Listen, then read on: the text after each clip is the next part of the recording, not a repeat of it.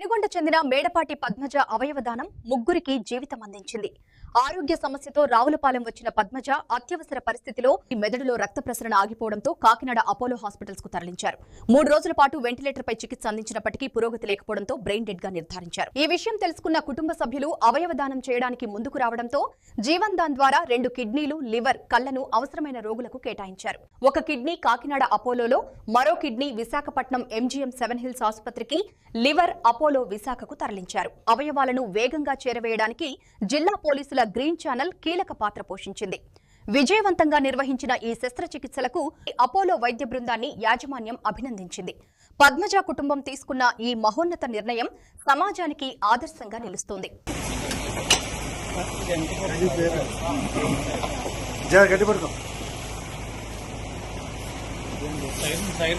siren